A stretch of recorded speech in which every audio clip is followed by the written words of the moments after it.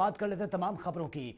Uzbekistan के प्रतिनिधिमंडल ने चंडीगढ़ में शिक्षा मंत्री कंवरपाल गुर्जर से मुलाकात की है। शिक्षा के क्षेत्र में दोनों देश किस तरह से आगे बढ़ सकते हैं, पूरे मसले पर हमारे संवाददाता ने कंवरपाल गुर्जर से खास बातचीत की है, वो सुन लेते हैं। एजुकेशन मॉडल की अब तारीफ न केवल देश में बल्कि विदेशों में भी हो रही है और इसी कड़ी में उज्बेकिस्तान का एक प्रतिनिधिमंडल हरियाणा के शिक्षा मंत्री कंवरपाल गुर्जर से मिला है और हरियाणा और उज्बेकिस्तान शिक्षा के क्षेत्र में कैसे आगे बढ़ सकते इस पर चर्चा हुई है। इसके साथ ही तमाम जो शिक्षा से जुड़े हुए मुद्दे उन पर बातचीत करेंगे। सर, आज उज्बेकिस्तान के प्रतिनिधिमंडल से आपकी बातचीत हुई है, क्या चर्चा की गई है, क्या उनकी तरफ से कहा गया है? देखिए, उन्होंने कहीं से न्यूज में जिस प्रकार की जानकारी मिली कि हरियाणा में जो 10वीं 11वीं 12वीं के जितने भी बच्चे हैं सारों को टैब दिया गया है और टैब में सारी सुविधाओं से लेस करके दिया, सब सिस्टम उसमें अपलोड करके दिया, सारा का सारा सब सुविधाएं दी और उसके साथ साथ 2 GB डाटा भी फ्री दिया।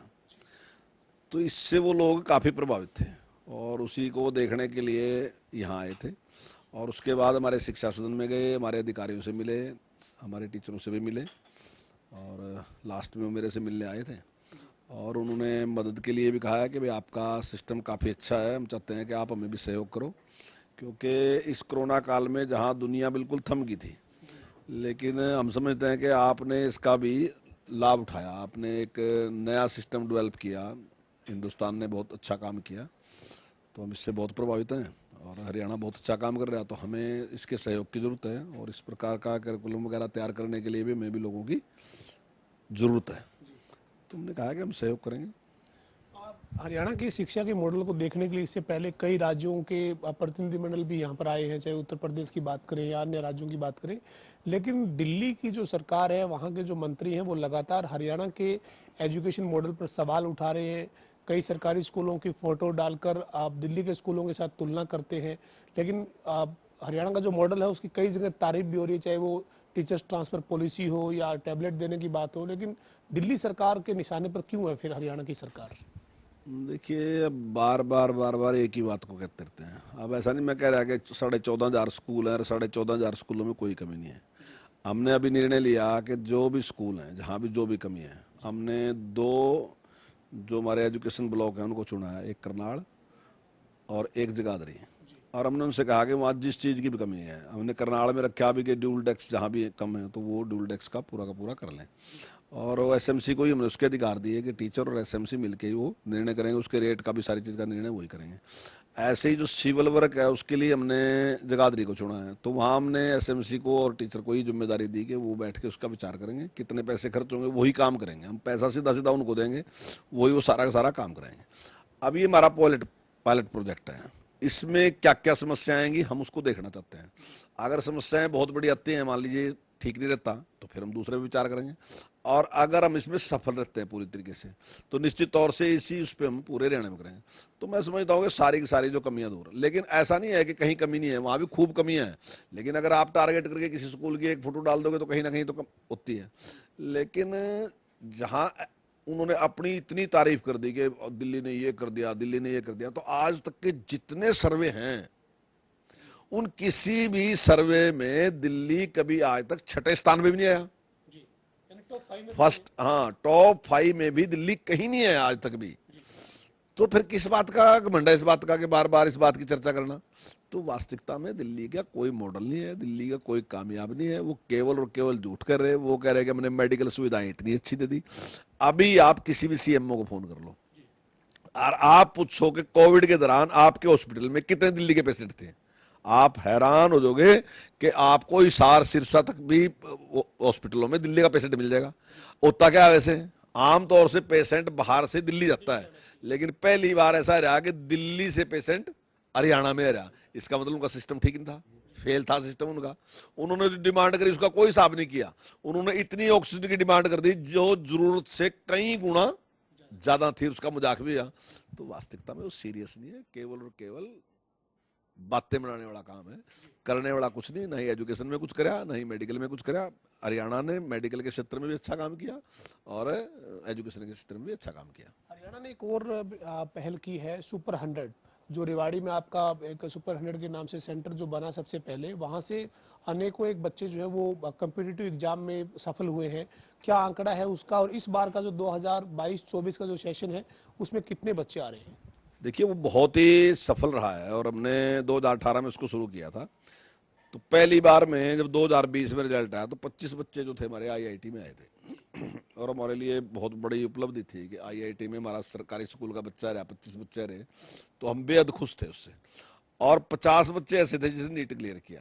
अगली बार जो हमारे बच्चे थे वो 100 में से 28 बच्चे ऐसे थे जिन्होंने जो आईआईटी में गए हमारे, और 64 बच्चे ऐसे थे जिन्होंने नीट क्लियर किया।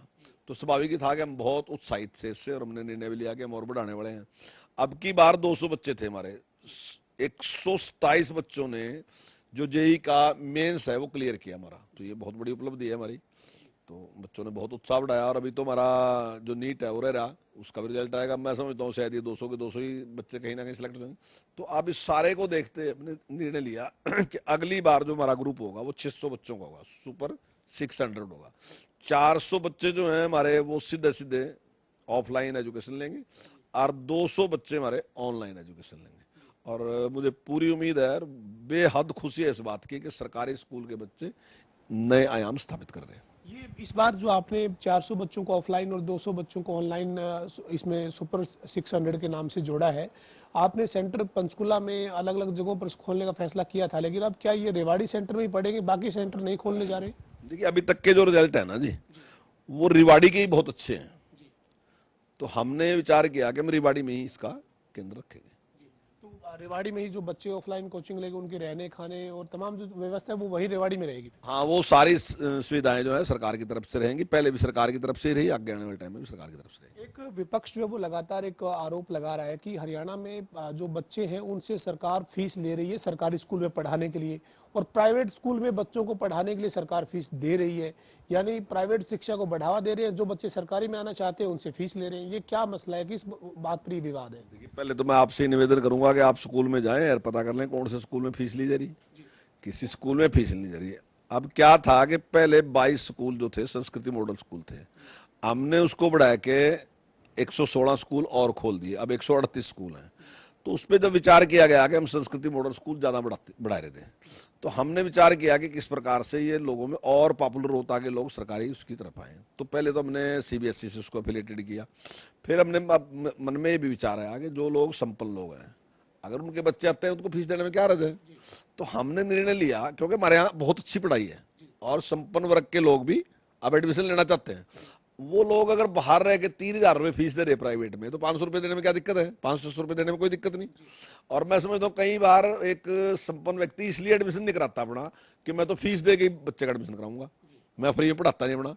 तो हमने एक मामूली सी फीस वहाँ रख दी, उसकी 600-700 रुपये फीस अगर रख दी तो वो है केवल। अब लेकिन वो संपन्न वर्ग के लिए है, जो जिसकी आमदन 1,80,000 से कम है उसके ऊपर कोई फीस नहीं है, वहाँ भी कोई फीस नहीं है। और जहाँ वो कह रहे हैं कि सरकारी में देने की बात है, तो जब 134A समाप्त किया तो सारे कांग्रेस वाले कहते गलत कर दिया, जबकि हमने आरटी लागू किया जिसमें 25% बच्चे पढ़ेंगे। तो हमने तो 10 की बजाय 25 पे लेके आए, हम तो उसके पक्ष में आए गरीब के। लेकिन उस टाइम ये कह रहे थे उनका क्या होगा। लेकिन ये एक संवेदनशील सरकार है, इसने उसके बाद विचार किया, क्योंकि आरटी तो पहली क्लास से शुरू हुई ना, तो दूसरी से लेके 12वीं तक के बच्चे कहाँ जाएंगे। तो सरकार ने कहा कि जिन बच्चों के हमने एडमिशन करा रखे, जो 10% गरीब बच्चे हैं, उनकी फीस सरकार दे देगी। लेकिन आप 134A तो नहीं लागू कर सकते, आप एक ही को लागू कर सको। तो 134A हमने खत्म कर दिया। हमने चिराग एक योजना शुरू की और उसमें कहा कि हम इन बच्चों की फीस देंगे। लेकिन वो स्टेप बाय स्टेप खत्म हो जाएगा। जैसे जैसे आरटी का बच्चा दूसरी में आएगा तो दूसरी में खत्म हो जाएगा, जब वो तीसरी में जाएगा तीसरी में। क्योंकि आरटी का एडमिशन जब भी जिस बच्चे का होगा तो वो पहली क्लास से लेकर 8वीं तक की शिक्षा उसी स्कूल में ग्रहण करेगा और स्टेप बाय स्टेप आगे जाता रहेगा। तो ये सारा का सारा खत्म होता रहेगा। लेकिन क्योंकि अभी दिक्कत थी और अभिभावकों की डिमांड थी कि ये होना चाहिए, तो हम एक